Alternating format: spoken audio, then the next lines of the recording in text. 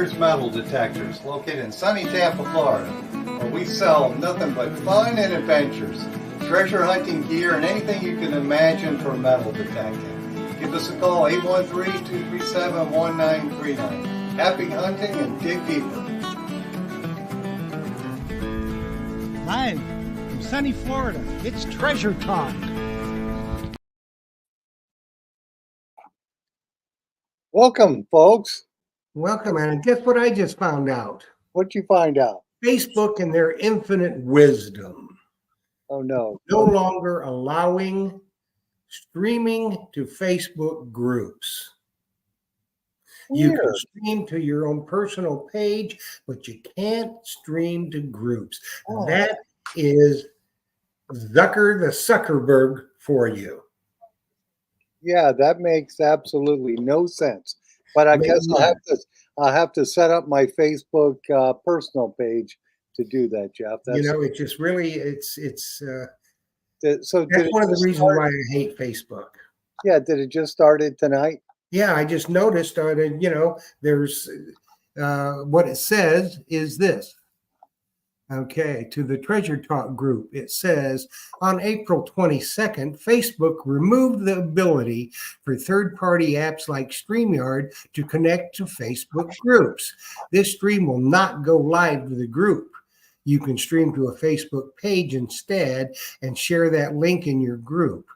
Or you can stream to the group using custom RTMP. And that's just a bunch of crapola. That means you got to set something up, and that way Facebook can make some more money. Well, we'll get that straightened out, I'm sure, Jeff. So, well, you know what? We may not even be going to Facebook from now on. I like it on YouTube better anyway.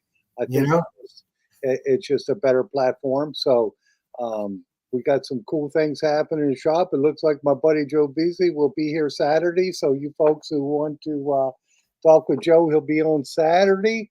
That's right. He'll be autographing Zazich. Yes, he will. We got some exciting Mind Lab specials for their 35-year anniversary. We got some cool Naka specials, too, for the Legend and for the Score and Double Score. And we even got some... for you guys who weren't on Saturday with us, we got some new products from Treasure Tech USA. We've got the arm cuffs for the 800 and the 600 and the 800. And we've got them for the Naka products too, heavy duty arm cuffs. And then of course we have from Carter, we've got some treasure boxes. We got some of those in, and I'm kind of excited about those because they're very affordable. I think they're a 5-pack is like $29 or roughly $7 or $8 each. Now that's pretty good. That's pretty good. Excellent, because for the longest time, the pandemic like doubled and tripled the prices of those things, so it made it very tough to get them in the store. But we've got those now. So with that said, I guess I better get started with our housekeeping. Yes, you asked. Okay, well, today's show is brought to you by your friends at Myers Metal Detecting, where we sell fun and adventure. And of course, views, thoughts, and opinions expressed here by the Treasure Talk guest and member belong solely to the guest and member, and not necessarily to Philip Myers, Myers Metal Detectors, Jocelyn Myers, or Jeff Monin. That was a lot to say. And of course, the purpose of Treasure Talk is to promote the hobby of treasure hunting and metal detecting and treasure hunting in all forms, and to educate our members in a fun, informative manner. And we try to do that. We'll do that tonight. It's going to be an interesting show tonight. Yes, because we've got both England and the Caribbean, so it's going to be an awesome show, for sure. And my good buddy says, Jocelyn just told me, Joe said yes, he'll be here Saturday. His other job, he's a wine salesman for Vino Veritas, which is an Italian wine importer. And sometimes he gets busy with these wine tastings on Saturday, and I'm always ready to grab my shovel and smack him with it for not coming in. But it's exciting. He'll be here Saturday so we can get some stuff done. Yeah, but sometimes, just sometimes, he may have had a wine tasting on Friday night and tasted too much. That's why he's not there Saturday. Oh, my buddy Joe, he's an expert on wine, but he doesn't drink much for him. So That's all right. He can just give me his. Yes, go figure. He can share for sure. He does. He does. He does. He's very generous with me. Oh, check out my shirt, Jeff. This one is from the Ocala Metal Detecting Club. Cool. Well, I got one coming on the way from Trumbull Treasure Hunters. Sweet. That's awesome. I'm an honorary member. Honorary member. Yep. All So right. that'll be good. That'll be good. Well, it looks like we're getting quite a few people here loading in the Oh screen. yeah, they're think coming we in. I think we better. Did we cover everything? Pretty much. Pretty much. Well, we better get our guests on. Yes, we better. And you guys have seen him before. Now you're going to see him. He looks a little different than he did the last time you saw him. He's kind of in woolly booger mode, but that's okay. We still love him. So let's bring him on. And the best part about having him on is his wife's with him. And she is the all-star of the family, let me tell you. And she is good to look at. And she probably out hunts them every day. Oh, I'm certain of that. So let's bring on Chicago Ron and the magnificent Gretchen. Oh, thank you for Hello. that wonderful intro, guys. Hello, Cheeky. Greetings Yes, from Mrs. Woolly Booger. The Woolly Booger. Well, it was funny because when he was doing some of his live spots from England, I'm watching it and I know he couldn't hear me, but I'm going, Jesus, Ron, get a haircut.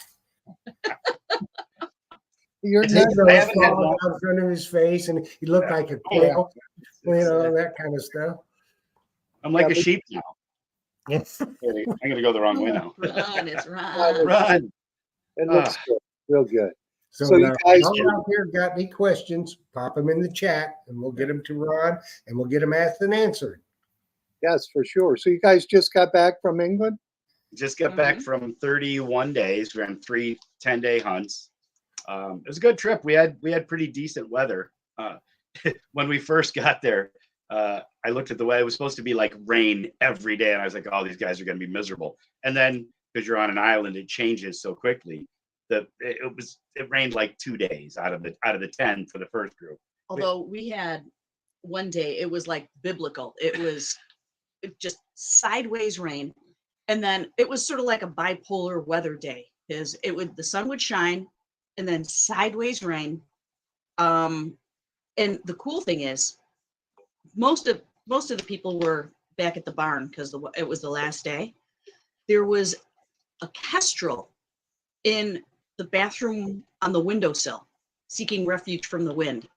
Bird of prey. Yeah, it was a little tiny bird of prey. So cool. So we have a picture of that. But we had a couple of stalwart hunters out there in the sideways rain, and it was There's always a few. yeah. We've actually started a new thing in England. If it rains a lot, because we're close to the coast, we go down to the beach and do a little beach hunting. And a couple of guys got some silver rings and coins and stuff. I don't think anybody got gold this time, but they got some cool stuff. Yeah. Well, it's a change, a little change of pace. But now, if it would be sideways raining and Phil and I were over there, we would be at the pub. There you I go. would be That's a drinking good beer, call. and Philip would be drinking soda. There you go. I Yeah. just had a diet soda, but somehow it left.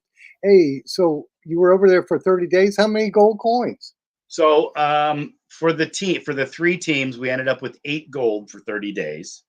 There were That's pretty good. gold rings, gold coins. There were a few Celtics, a couple of gold rings, a couple of milled gold. I don't know the exact. I could probably scan through my phone and get pictures of them all. But Do you know the hammy totem? the hammy total, I think for the 30 days, we ended up with 55, 58 hammered silver, 2 Roman silver, a Celtic silver, and some cool artifacts. Some Roman bronze. Well, that's pretty good because those fields are hunted extensively. Well, and it was a bit weird this year because they've had a lot of rain in England, and all of the reservoirs are full. So for the last couple of years, they haven't been planting potatoes and onions a lot because they take a lot of water and the farmers have to pay for anything they use over their allotment. This year, all the reservoirs are full, so the price of water has come down. So there are potatoes and onions literally everywhere. And we can't, those are the two crops we can't hunt, potatoes and onions. So we had a lot of fields that we couldn't get to. So we were kind of It was limited to where we could go. However, in the fall, after a deep plow, Yeah. Oh yeah, that's going to be. Potatoes is a deep plow, and we got some really good fields that got deep plows for potato this year. So the fall should be really good. Awesome. Well, it looks like we got a question from Bill Crow. Does everything you find in the UK have to stay there for their approval? Yeah, the export process. So when you're done with your 10-day hunt, you put all your stuff in a bag with your name, address, phone number, mailing address, and it has to go through an export process. So the guy that we have there who does all of our exports and deals with the museum and deals with the farmers takes pictures of everything, submits an application to the fine liaison officer to export everything. And that process can take, for a regular group of fines, up to 3 or 4 months. And a lot of it is done digitally now. So it's starting to get a little better. During COVID, it really got bogged down. and they didn't have an FLO, Yeah. And the Colchester was without an FLO for a year. fines liaison Yeah. officer. So yes, everything has to stay, and then you can have it shipped to you for 20 or 30 pounds, whatever it costs. Depends on how much stuff you save, or you can pick it up on a following trip. So normally it takes up to 3 or 4 months for it to get to, the export to be approved. The only thing that doesn't fall under that is if you find a part of a hoard or a treasure, those have to be approved, or the museum has the first option to buy those, and that process can take several years. So if you find a treasure or a hoard of gold coins or silver coins, that could take a while to get your share of something if the museum buys it. And well, it's not necessarily a given you'll lose the item. They buy very little. Yeah. So what is considered a hoard and what is considered treasure? So a hoard is any coins more than 300 years old that are more than 10% gold or silver, or that's treasure. Sorry, gold or silver coins more than 2 found on the same field, more than 300 years old. So if you found 2 Celtic gold coins on the same field, that would constitute a hoard. Yeah, but they have to be the same era. Well, but if you found 2 Celtic golds, that's close enough that it's within 200-year range. And then it goes through a process of evaluation. It goes to an evaluation committee. They decide what it's worth. And then if the museum wants to buy it, the finder gets half the money, the landowner gets half the money.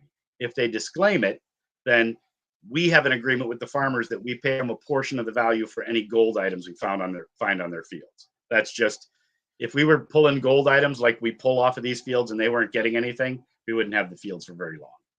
No.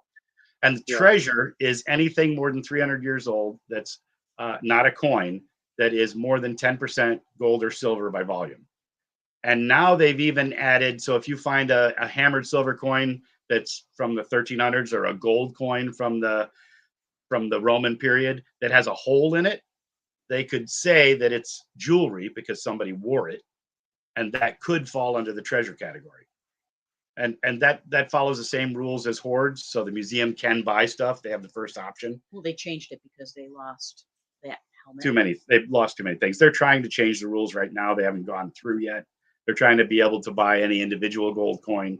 So if you find like a really rare one of a kind, that they have the option to buy it, because otherwise things are getting exported and they have no option to buy them. Right. And if they have that in a rare gold coin, you'd probably want them to buy it. Do they give a fair amount, or?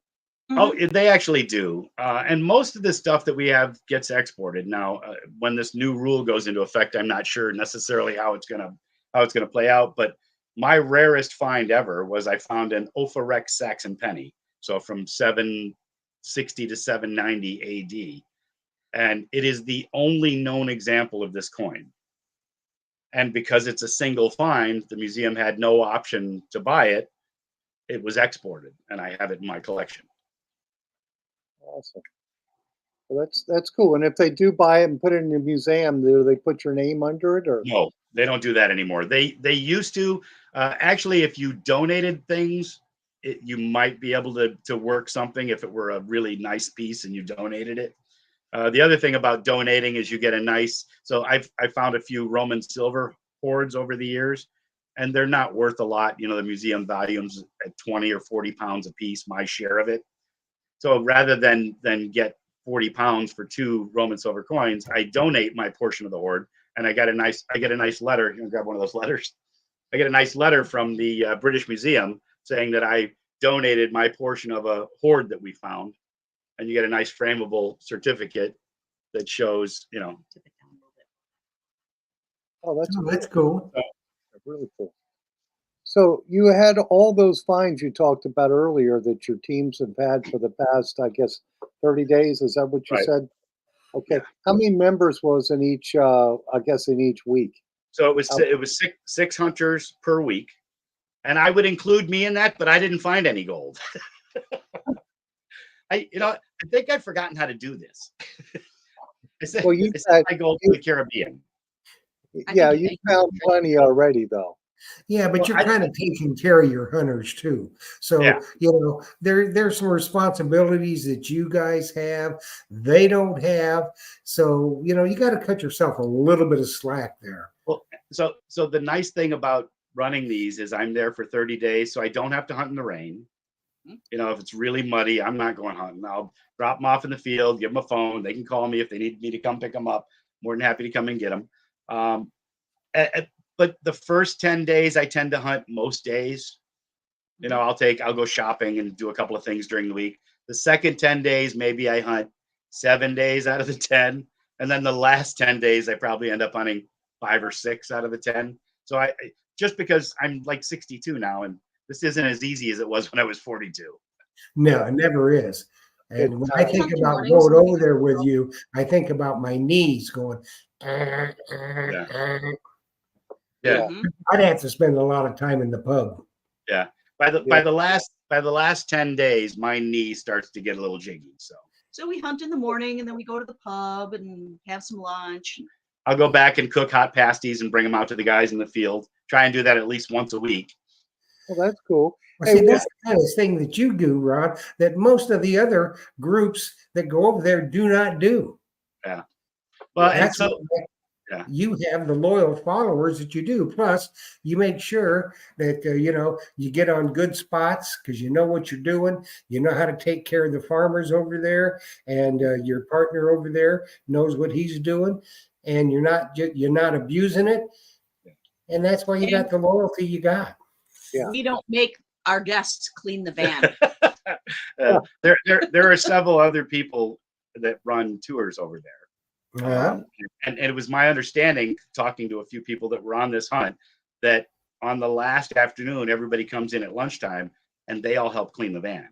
There will be no van cleaning other than me and Hey. occasionally her when I need the extra help. Yeah. But yeah, no, we don't do that. Well, that's not what they pay for. They pay to No, go over and yeah. hunt.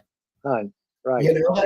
And the other thing that a lot of stuff that I do, so like when we get there the first day, I didn't hunt at all the first day. I drove around in the first 3 days, I drove around to every field that we have the option to hunt and looked at the condition, whether it was low winter wheat, medium, almost unhuntable, or if it's too high to hunt, Rough what plow. crop it was, rough plow. And I have a list of everything from probably the last 10 years that I still have the list of what condition each field was in the spring and in the fall. So that gives me a lot of insight into, okay, this was deep plowed last year. It had potatoes on it, Or it was not huntable. or so we nobody's couldn't hunt it. Yeah. Yeah. Hey, we got a couple of questions rolling Yes. through here. And the one is from Sam Truckley. She's saying, did you take any pictures of the gold coins? I do If have so, pictures of the gold coins on my phone. I can, if you Do go put to them my, on your website, Ron? pardon? Do you put them on your website? I haven't put anything on the website. I think I did live streams on Facebook for Okay. almost all of the gold. Mhm. So if you go to my Facebook group, you'll be able to see the live streams. I can show you a few photos. Oh, it's just your face. Okay, awesome. And then Yeah. Josh and Jocelyn both got Tom Becker's question. How many hunts do you do a year, and how far out are you booked? So when we got back from this trip, I had 3 new hunters on the last 10 days who would like to come back, but the money's tight, so they're going to be a year or so before. So Well, what happens is if you go on a hunt, you have first option of refusal for the next year. you get to rebook before I bring anybody else in. So all the people that went this trip just now, I give them the first option to rebook, and then if they're not going to rebook, then I go to the wait list and book other things. So I had 6 openings in England So between the next 2 hunts. 18 hunters for this season. Yeah. Not counting Tim. Yeah. So No, it's 24 because Tim's group. I know, but Tim is not going to do spring. No, but he's doing Next the year. fall. Sorry. I digress. So it's 6 hunters per week, and it's 3 weeks. Yeah, 3 10-day hunts, but Spring and fall, and sometimes his wholly owned subsidiary Tim will run a concurrent hunt. a second barn for me on my in conjunction with the first hunt. So yeah, I had like 5 or 6 openings and a couple openings on the Caribbean hunt, and I sent out a blast to all of my previous hunters. And in the last 4 days, I've filled all those spots. So I'm completely full for the next year and a half. For the Cool. next year and a half. Okay. But things happen, and Yeah. last minute cancellations happen, and Yeah, So- somebody's daughter decides they're getting married, and that's the week that I'm supposed to be in England. I can't go, Ron. And as long as I can fill the spot, I give them their deposits back. If I can't fill it, obviously, I can't fill it. Well, that's that's Yeah. the perils. and we're actually starting a new trip in summer of 2025. It's going to be a beach hunt in Essex, England, In a small town called Brinton on Sea. Frinton on Sea. We're staying in an old Victorian house, big yellow house on a corner. It'll be 3 couples plus us, and we'll go hunt the beach in the morning, hang out on the beach. We'll probably try and rent one of those colorful. It is the most charming village, and the entire seashore is lined with those colorful beach shanties. Yeah. And you can rent one of those for the duration of your stay. The high street is just an adorable little town. So it's And it's a couples trip, so Yeah. the guys who normally come can bring their wives, and we can go to the restaurants that we normally go to. We'll go to the museums in Ipswich and Colchester. So it's more a vacation with detecting. instead of a detecting vacation. That's cool. That's Yeah. cool. That's very In interesting. 2025. Yeah, Yep. June of 2025.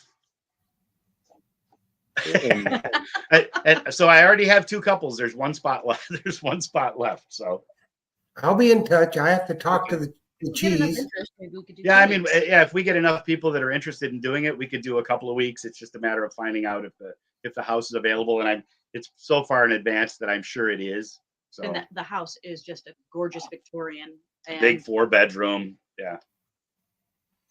No, that's So- cool. Yeah. That's cool. Because hunting on the beach in England is different than hunting the beach in. Yeah. Well, and the tides there are so you get at high tide, there's 10 feet of beach next to the wall. And at low tide, there's like 75 yards of beach. Mhm. It goes so far out. And obviously, if you get a minus tide, you can get out farther. And nobody there, because I know there are people that hunt there, but nobody goes in the water. Oh, well, see, Well- if I go, I will be in the water. so, Well, and that's the thing. All the guys in England that hunt the shoreline there only hunt the shoreline. They wear their wellies and they go up to like ankle deep in the water. That's it. Yep. So And I And bet I mean, there's there all could kinds be of some goodies. old stuff. Yeah, there could be some Yeah, old there's stuff some- there too. Hammered silver. Oh, there's some goodies awaiting those in chest deep water.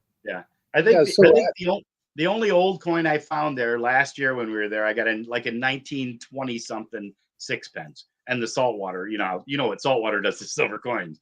It was trashed. Yeah. hey, I had a couple questions for the fines, but Jocelyn just told me that Louis Villarreal has a question. Is it sandy or a rocky beach? It's a lot of sand, but there is gravel there. I actually, one of the spots that I worked this time, I ended up getting 8 or 10 pounds and what I think is a gold, like a 9 karat gold filling, a crown, that was all rock. It was all at the top of the beach, all the sand had washed away and it was all down to the gravel and rock. And I got, I don't know, 20 or 30 coins, a bunch of junk, and one like little gold tooth. Now, if you find something old out there in the water, do you have to turn that to the treasure department? Or So as far as the people that come with me and hunt, if they find jewelry, they can put it in their put it in their bags and take it home with them. If they find anything of historical significance, like a hammered silver coin, I would have them put it in their pouch for Chris to do an export for, because I don't want anybody to get caught at the airport trying to bring out a coin that they found. The penalties are severe. Yeah, it's yeah. stupid. Yeah, there's no reason to try to get away with anything, because 90% of the time you're not going to get away with it. And when they catch you, they don't play. Yeah. No. Yeah. Oh, no. The penalties are severe. So somebody's asking if you still do Lake Michigan. I see a question on the screen. Yeah. So as far as I do still hunt Lake Michigan, there are a lot of people hunting Lake Michigan. I think I found 2 or 3 golds last year. So it is really beat up. There's a lot of people doing it. Water temperature is not something you want to go into right now. Yeah, no, I actually went down there today to one of the beaches and just messed around in the dry sand. It was fairly calm. I think the water temperature is about 45, maybe up to 50 by now, but it gets to maybe 75. If we have a really warm summer, it might get to 78. It's definitely not Caribbean. It's cold. Yeah, it's really cold right now. I think our water temperature is what now, about 75, 76, 78, Phil? Yeah, it's heading up there now. It's starting to warm up a little So bit. you need to come down here in the summertime, Ron. We'll get out there in the Gulf when it's just flat, calm, and the water temperature will be 90 degrees. Yeah. Yeah. It gets crazy warm. It does. It's like a bathtub. Yeah. I love it. Diving in the Caribbean is just using the Nemo and all that. Oh, I love it. Every day. Yeah. Ricky T said it's 81 in Clearwater today. So nice. Water temperature, nice. Water temperature. And Sam Truckley said, so the awesome Treasure Talk Pro Sifter Titanium would be perfect for the trip then. Yes, it would. Ah, It would. Wow. It would. nice. It's so light. It's crazy light. Yeah. When I show it to customers in the shop, they're just amazed. Because Yeah. I think with the handle and everything, it's like 2 1/4 pounds. Yeah, you got the breakdown handle for it. Yes. Actually, Yeah. we're having a little stronger one made for it. And that's going to be nice too. But yeah, Aw. there's a Double right G. now. Double G. Yeah. Double G Thanks. went with us last fall. I got That's a what he beautiful. said. Yeah, you got a beautiful thimble. Oh, Hey, you got some nice Yeah, coins and stuff too. Yeah. oh yeah, you got that Lizzie Yeah. Lizzie 6-pence or 4-pence. And he said you guys were an awesome host and everyone had a fantastic time. Oh, I'm so glad to Yeah. hear that. It's nice when we get the acknowledgement. So, Don't thank you? You know, the thing of it is, though, Ron, it's a common theme throughout the people that hunt with you. Yeah. About how good a time they had, how much they enjoyed it, you know, how everybody was treated very nicely, treated like royalty. And that's a common theme. So I think hats off. Oh, Oh, thank you're you. gonna make me blush. You can't see it because of the beard, because of my woolly bully. Well, Woolly booger. Woolly Woolly booger. booger. Woolly booger. That is gonna stick. Yeah, that's gonna stick. Thanks for that. I'm gonna hear that a lot now. Woolly Now booger. we got something from okay. That's something from Moonlight Graham. We are Hey, kind of swindlers.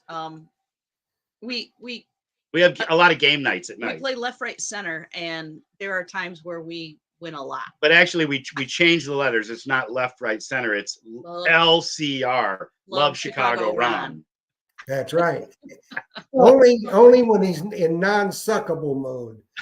Yeah, yeah, because some of the folks over there must not like you if they say Chicago Brown sucks.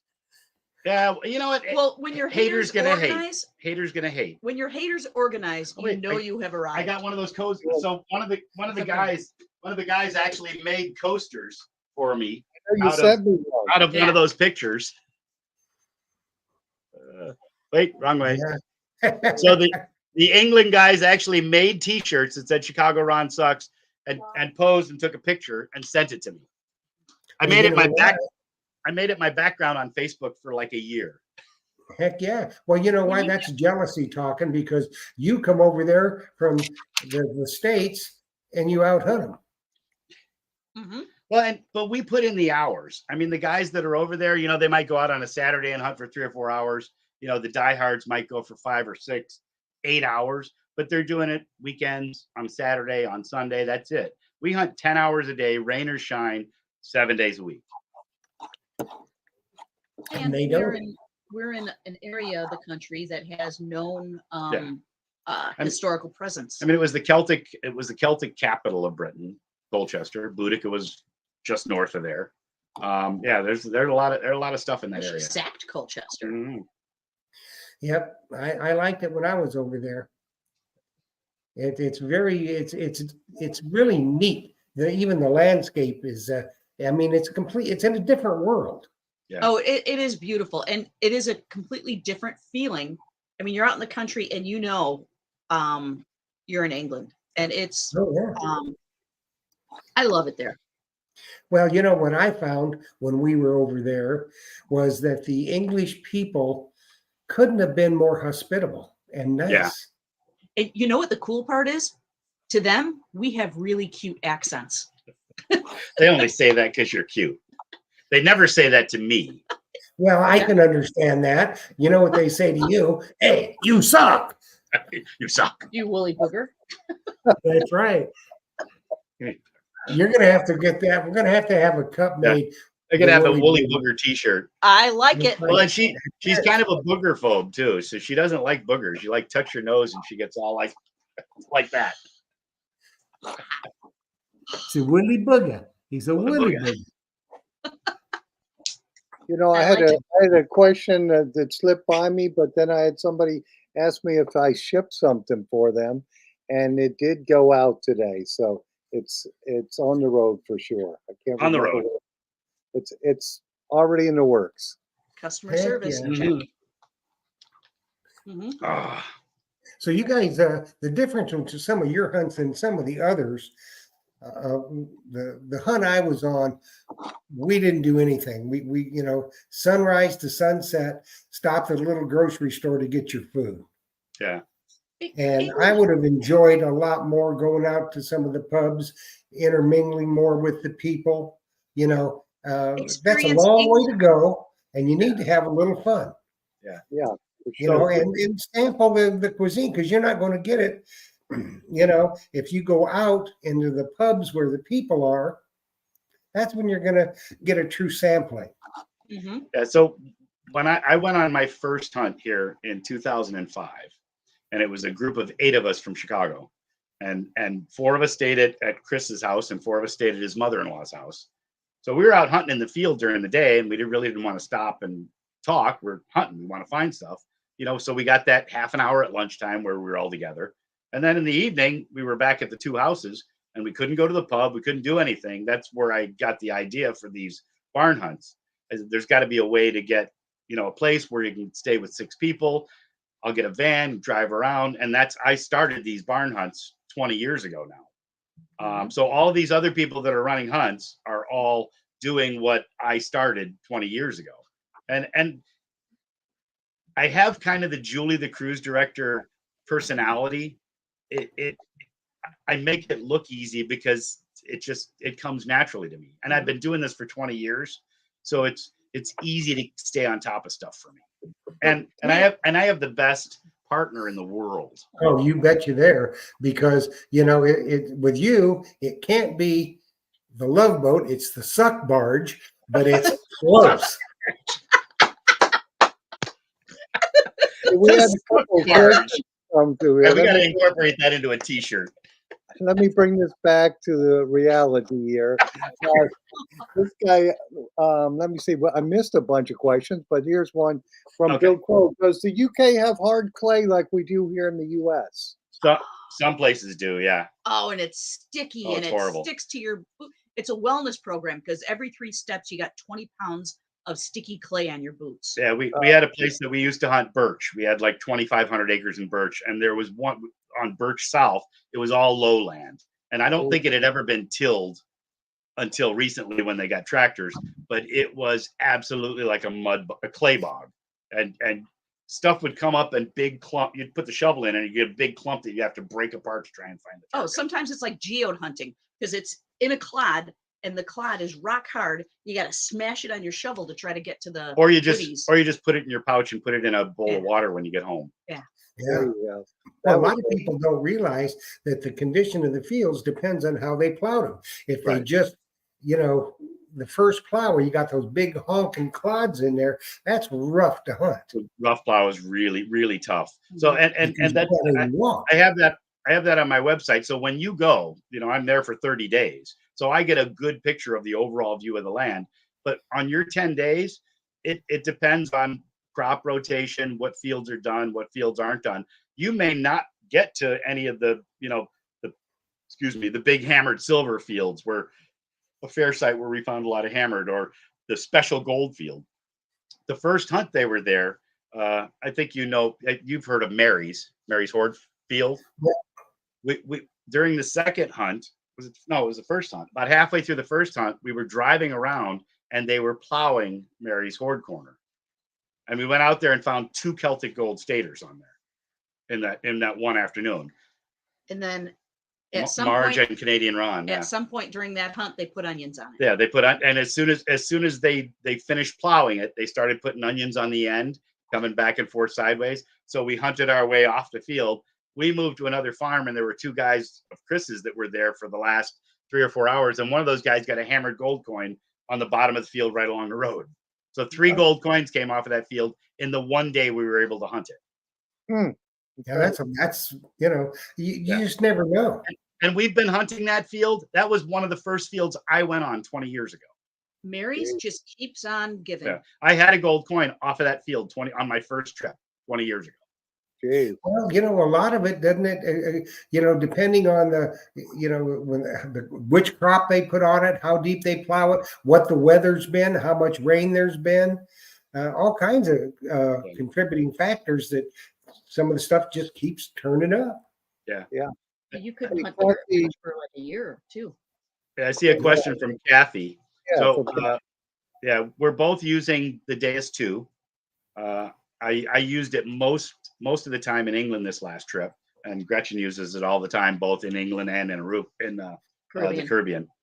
And I use it for diving, and then I also have an Equinox 900 that I just got 4 months ago that I like for wading, and I use it in the fields if I'm on a home site where I need to get to put on the horseshoe and hear all the little stuff in between the iron. And which coil are you running on the Deus? The Deus, I have both the 9 and the 11. Diving, I try and use the smaller coil just because it's easier to separate. It all depends on what area. If I'm out hunting, one of the beaches where it's all sand and it's people losing stuff, I use the bigger coil. If I'm in the coral trying to locate stuff that's in between other targets, then I'll use a smaller coil. Just depends on the situation. And how about your hunters? What equipment are they using? You know what? I've had a lot of different machines go out there. It varies wildly. Yeah. I mean, I had one guy in England who brought an Excalibur as his machine to use. So no meter, because on the email that I send everybody, I say bring the machine you know the best, because England is not the place you really want to try and learn a new machine. Mm. So he brought an Excalibur, and his backup machine, he brought another Excalibur. Well, You might as well bring a boat anchor. Them things are heavy. But I mean, unfortunately, he didn't do really well. I think he got a couple of milled silvers and some greeny. I mean, he got artifacts and stuff like that, but I don't think he got a hammered silver. and one of the most important things, mostly with the Caribbean, is bring a backup machine. Oh, yeah, I used- always. I used to bring a backup machine and a backup scoop, for Uh, people to use, but and then I ended up, one of them got broken, one of them got drowned, one of the backups, one of the scoops got broken. So you drowned my machine. I drowned her 800. Mm. Actually, this last trip, I dove with the Deus 2 for 5 weeks, and it drowned. And the little rubber plug that's in the bottom with the two washers on it Uh-huh. came loose over 5 weeks of diving, and I didn't realize that it was unscrewing somehow, because all of a sudden it leaked. Fortunately, Deus replaced it under warranty. Mo is I love Mo. Mo's the service guy for Deus. Oh, Yeah. incredible service. Yes, they do. I think we need to do a giveaway, don't you, Phil? Yeah, let's do that. Are you hiding? I can't hardly see you. I'm here. He Am I tilted here? his screen. He's Bazooka You Joe. Tilt your, Bazooka Joe. tilt your screen down. There you Gilroy, go. there you go. All right, There can you you hear go. me now? Okay. We're going to giveaway giveaway. and whatever else I throw in the. It's going to be a Super Myers swag pack. There you go. So everybody gets in on this, and this is how you do it. You Look at just that. put what I'm going to put on the screen. That's exactly how you type it into the chat, because we do a live drawing. So this is what you, and exactly now, this is what you put in the chat. Hashtag Chicago Ron sucks. Hashtag Chicago Rod How about a sucks. patch and a button? No, well, I'm gonna get That's what you put in. Put it in exactly. We'll give you a few minutes, and then we'll go. I'll leave that up there for a minute. Okay. And it looks like we had another comment, and this is from Dave Taylor, and he said, I've read that the Sovereign GTs work good in the fields. And Sovereign. Yeah, that- I've never had anybody that had one of those in the field. So it's like an Excalibur 2. It's just a Right. land version of it. So I would think, is there a lot of iron in where you're hunting at, Ron? it all depends. You get on a home site, yeah, it can be very, very iron laden. But most of the fields, the biggest thing you dig out there is lead and buttons, because they use lead for everything. If they're hunting shotgun. And I think they walked around naked a lot, because with all the buttons we find, they had to be naked. Well, that's where streaking, that's where it evolved maybe it was a from. lot of romance. Yeah. And a lot of blouse. Yeah. Oh, easy. Just So that Sovereign GT, if it's heavy iron, I wouldn't want to use it. But I guess Okay. it would go deep. Are your targets very deep? The greenies, the big copper coins from the 1700s or late 1600s to present, those you get down a foot. So, and I got a lot of people that use the bigger coils just to get the deeper stuff, and they'll find a deep Roman silver or greenies that the smaller coil won't hear, just because of mineralization. And no matter what you do, I run my net sensitivity on the Deus 2 at like 97 almost continuously. So I'm digging every little bird shot. bird shot. Yeah. Well, you have to, because you don't know what's underneath there. It could be a Yes, really no. cool artifact. Uh-huh. or Yeah. So, relic. well, I've got little test targets that I put out like the first day before anybody goes out into a field. I put test targets: a cut quarter, a cut half, full penny, a hammered silver farthing, and a hammered copper farthing, to make sure that everybody can hear all the targets before they go out, so they know what they're listening for. Because those hammered silvers, you would think, oh, a silver coin, it's going to be a high tone. They also, a lot of the small ones sound like foil. Somebody was using some settings that were recommended On a book, we won't say whose book. in a book. And I put my targets out, and they couldn't hear half of them. And I was like, well, do you know what this person had found in England? I know they say they hunted in England, but do you know what they found? Have they ever found a cut quarter or a cut half? If they haven't, then you've just cut half of the targets out of your vocabulary. But it was incredible. They used these recommended settings and nothing. Yeah. So I always tell all my hunters that you got to look at where you're getting your settings from. You get settings off the internet, you have no idea what settings what they actually find. Yeah, and you don't know, you don't know where they came up with them. It could have been different mineralization, and it's the same thing. You get these people say, "Oh, well, they're going to ask you what the gold coin, what was the VDI in the gold coin you found? What difference does it make? You're not in England. If you find a But- gold coin over here, Yeah. it's not going to ring up the same as it does in England. No.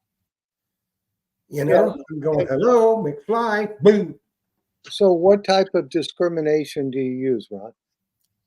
You know what? So on the Deus 2, I've been using, I have two programs that I use. I use a version of the Park program that I've adjusted a few things, sensitivity and iron volume, and the that one at the end, it's I use 1.5 reactivity. I dropped that down to 1.5 so I get a little bit more depth. And I dig birdshot at 2 or 3 inches. And you get the guy, oh, I dug that birdshot at like 6 inches. No, it fell down into the hole. Nobody's digging birdshot at 6 inches. Yeah. You're chasing that And, stuff. and the other one I use is I have a deep program that I use if I'm just like if I'm out on Mary's Ford area looking for a deep stator or looking for deep greenies and stuff. If I'm doing a competition with Jersey Joe. It's a version of the relic program, possibly. Yeah. Yeah, And so I'm you're not big on settings. I don't do a lot of change in settings. I played with it a little bit over the years. And I found a program that works for me, and that's what I use. And the people, I put that program on other people's machines, and they do fine with it. So yeah, so you're not discriminating out any non-ferrous metal. You're digging it all. Well, I listen. Well, and especially if I'm using the 900, I hunt with the horseshoe on, so I'm hearing all the iron. Especially if I get in a home site or someplace where I think there might be stuff mixed in with the iron, and I can. There's one home site on the three-wheel car house. It's a huge black spot, and every time I go there, I pull 100 targets out of there, military buttons, greenies, and stuff. And we've been over it dozens and dozens of times, and there's just so much iron there that every time they plow it, there's more stuff within detection range. Yeah, so you'll hear it. Now let's do this giveaway, Philip. You wanna? Yeah, let's do it. Okay, let's see. And away we go. There it is. Let's see who is gonna suck right alongside Chicago Ron. Frank McGurk, Frank you McGurk. are the winner of a fantastic Myers swag pack. Yes. Hey. Congratulations. And I will have you guys forward his, so he will get 2 Chicago Ron Sucks coasters Cool. I'll And a send you barn- information. and a barn hunt patch Cool. and a Chicago Ron button. And he can just suck with the best of them. Yes. I And want if everybody he to know I wants suck. to, if he wants to, we can let his hair grow and his beard grow, and he can be a woolly bugger. No more woolly buggers. I have the market cornered on woolly booger. That's right. No more woolly boogers. Let's put the email address up there. That's for the winner. You send it to treasuretalkshow@gmail.com. Name, address, and phone number, please. And I will get that to Philip, and I'll get that to Ron, and you'll get your goodies. Now, the one thing for certain that you're going to get in that, and this item is coveted worldwide. Trust me. The coveted. Nice. And this does not suck. Trust me. This is good. That's This is nice good. for sure. And that is coveted worldwide. And you Very probably get a nice. calendar. I need one of those for my golf bag. That's what it is. It's a towel that you could use for golfing too. Yeah. But Yeah. we call it a treasure hunting towel. It's not a golf towel. Mhm. But it's coveted worldwide. So they'll get one of those as well. I can see why. Yeah. Mhm. Oh, and I guess he is a member of the Trumbull Treasure Hunters. Well, good, good, good. Awesome. It's always good to be in a metal detecting club. Yes, it is. Are you in any kind of clubs around there in Chicago? I was the president of the Chicago Club from 2000 to 2008.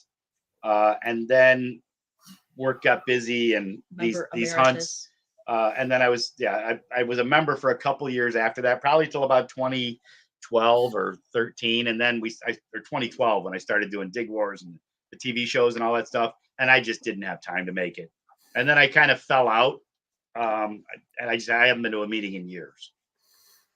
Yeah, what do things kind of get in the way, especially when you're out of the country 2-3 months a year. It's Yeah. kind of hard to make things work. I mean, Yeah. you look at Phil has a hard enough time, doing all the stuff he does with the WSAS club and some of the other clubs he works with, and running the shop, and let alone, and he's not out of the country. He don't leave Tampa unless it's to go over to St. Pete. Yes, I don't go far. Yeah. You're right, Jeff. So tilt your computer down a little bit more, Phil. There you go. That's much better. I'm back. See, we can get a glam on that shirt too. Yes, that's the Ocala Metal Detecting Club. They're a little north of me. And I'm sure we got some members on Treasure Oh, I'm Talk. sure we do. We got members from all over the globe. Yes. So I'm in the Tampa Club, which is a WSAS club. And then I'm also in the Largo Club, which is the Suncoast Research and Recovery Club. So I get around to the clubs from time to time. Well, especially what you do with the WSAS club, it takes a lot of time because you're there and you're getting stuff set up and you're doing this and you're doing that. It takes a lot of time. Yeah. Yes, it does. But it's a benefit. And I just encourage people in the hobby of treasure hunting and metal detecting, because it's just, for me, it's the coolest hobby ever. You guys got to admit that. Yeah. Somebody sent me an email with a woolly booger. They're supposed to have something. Let's see. And then I'm reading the comments, and Joe Busy said, "Skinny Mike, come see me Saturday." Oh God! Holy I tell you what, Ron, I will forward that to you. I will forward that to you. I can see the resemblance. Yeah, pretty close. Pretty close. That'd make a good T-shirt too. Oh, I like it. I'll forward that to you. I'm that kind of guy. You're such a team player. I know. What can I say? What can I say? Oh, I love it. So the next one to England is in the fall. Yeah, we're back to. We may try and do some Caribbean thing over the summer. I'm not sure yet. We got to renew our passports. It depends on how quickly we get our passports back. But then let's touch base on those. Huh? Let's touch base on those. Tell us a little bit about those. Yeah. So we have we rent a 4-bedroom house, and then I have 3, either two couples and a single usually. The 4th bedroom is rather tiny. Yeah, there's 2 queen size bedrooms and one with 2 twins. It's a very small room, so I usually try and keep that to a single. So the Caribbean hunts are 7 days, Saturday to Saturday. It's $1,600 for a single, and a couple is $1,800, and it includes breakfast stuff, lunch stuff. Anytime we eat out, you're on your own. I have 2 cars that we rent, and we drive. We usually hunt for 5 hours in the morning, go back, hang out at the house with the pool. The house has a lovely pool. Couple of beers, relax, play some games. If the guys want to, a couple days during the week, we'll go back in the afternoon for a couple hours, come back at dinner time. We either go out for dinner or we'll cook a couple of meals during the week. It's a really fun group. And it's a lot of the people, almost all the people that go are people that have gone to England. So it's all people that have been on our hunts before. So. And it's all beach hunting, water hunting, and and beach hunting. Yeah, you can hunt the dry sand or the water. And we did well. The first group got we did 4 weeks in the spring of this year, January, February. We did 4 1-week hunts, and they ended up with 15 gold and a platinum between the hunters that hunted. That's pretty good. And we have several. We had a lot of beaches. newbies. We had a lot of newbies this trip too. Yeah, and Well, there were some people learning The hookah. Yeah, they had a couple of guys that had the brand new hookahs that hadn't used them before or had used them limited time, so they were learning. There's a big learning curve to diving, and especially in the Caribbean, all it takes is a little bit of wave action, and it gets too cloudy to see anything with that really fine sand, the coral sand. Yeah. So, there were a lot of days that we couldn't dive, so we had to wave. You just had to wait around, and It's that's a little tougher sometimes. the goodies are still Yeah. there waiting Yeah. now. Now, Well, are you using the Blue Nemo, or what are you using? So I'm using the Nemo over there. I just got the Nomad Mini. So I'm not sure if I'm going to bring that back. I'd like to try some water holes. We're talking about doing a conversion van and doing a little bit of traveling around the States. I'd like to maybe do some diving in some water holes that are, more than 10 feet deep that maybe people haven't gotten to. So well, the Nomad, that goes how deep, Ron? Does that go No, 35 feet?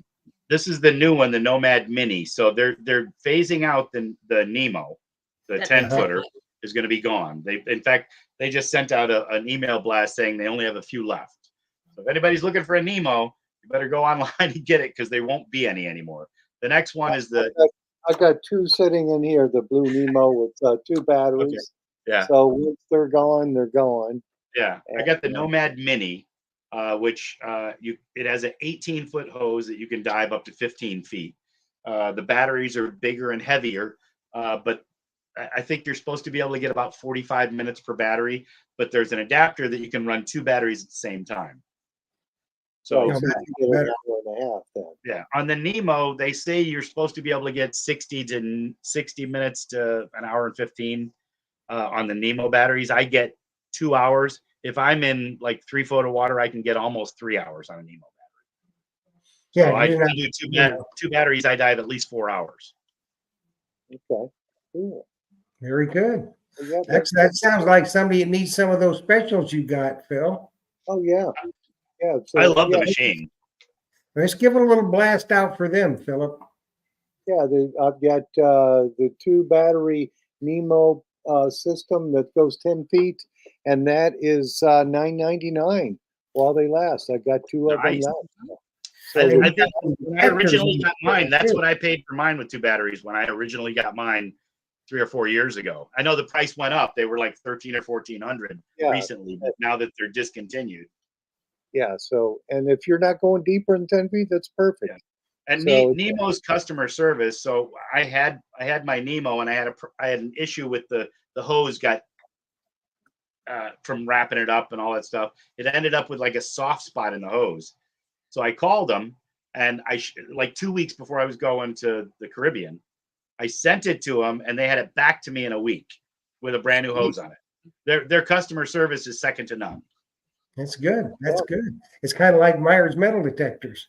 We try to be the best, Jeff, for sure. That's Well, right. it Well, looks- you got some detectors on sale too, Phil. Yes, we got the Long.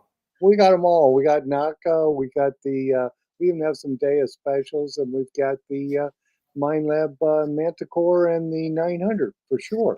But it looks like That that Manticore is how much right now? a Manticore is $11.99. Yeah, Which that's is- and the that's what I paid for my 900? 900 a year 4 months ago. Yeah, and if you need another 900, it's $9.99. So it looks like our hour is gone, Jeff. Yep, that is. It happens every week. Goes too fast. It So- does. Guys, I want to thank you for being on here with us. Gretchen and Ron, we thank you. And Jeff, thank you. And Jocelyn, thank you for helping me here today at the shop. So Always a pleasure. It's been a genuine pleasure. Thank Always you. a pleasure. We Yes. always enjoy it, and I'll get that information to you. I will forward the picture of the woolly booger. But, if nothing else, you can just frame it and put it. Right up on my Hooray for Me wall. Yeah, I'll put it right That's up right. there, right up there for somewhere. sure. That's And right. If anybody's interested in information about any of the hunts, I know I'm full right now, but I have wait lists. You can go to my website, chicagoron.com, and send me an email. My email is treasure@chicagoron.com. So if you have any questions about the England trip, Caribbean trip, or the new summer England trip for couples, give me a call. Drop me an email. That would be smart on y'all's part to do that, because I promise you, you will have the time of your life.